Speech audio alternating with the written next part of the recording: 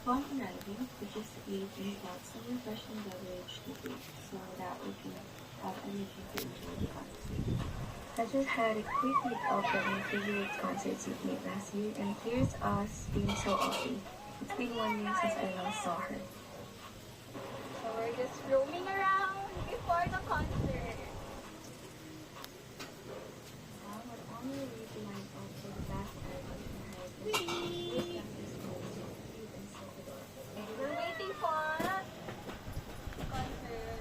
They're doing a sound check right now. Now all we get is being verified, and also this is where we get some goodies like banners and souvenir cards. So it's a waste of money, but for us it is a therapy. And Hackett has been there through ups and downs, through music and existence that we like, and that includes me. They say in ways when no one else could. Just 3 hours in sleep, where I could feel pure happiness and excitement, which can fill my miserable life. And I am grateful to God for sending me this beautiful soul that I can be with throughout my journey. Thank you, Hackett, for always healing my heart with it. Just like what I'm always saying, I have loved you since day one, and I will continue to love you for the rest of my life. This is the place that I will never trade for anything else in this world. Being with Anka and Angela is like finding another family that understands me. We are all connected not by blood, but with our love for each other. This is what So pretty.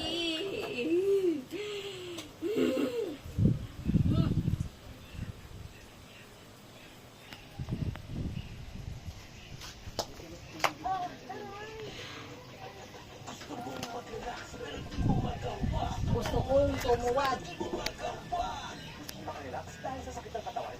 Gusto ni Ganggang tumae. Walang lumalabas.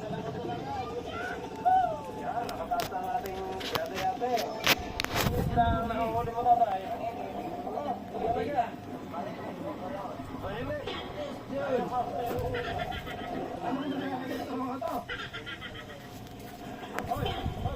Gawin buksan mo ang tubig dyan. So, natin po na ako dito mga kabisig habang ginagawa pa nila Tatay Bade itong bungsod. Hindi pa ako tapos ang ating bungsod. Malapit na. Kaya, kumusta yung ligaw? Ayos lang, ayun. Thanks God. Maayos na.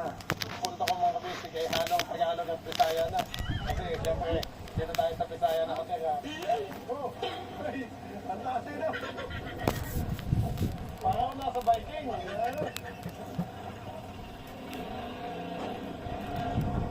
Ay.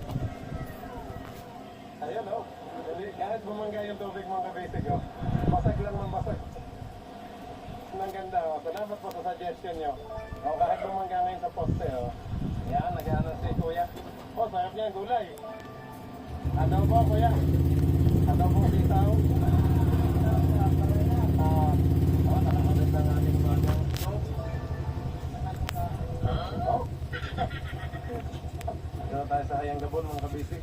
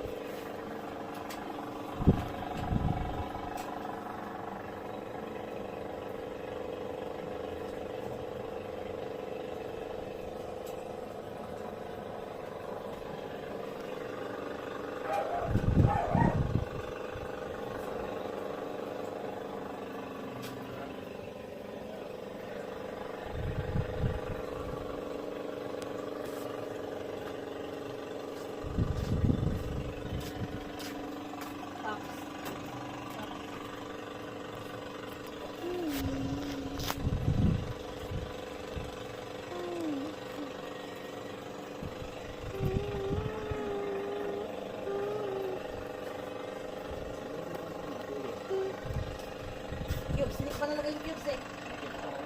Ha?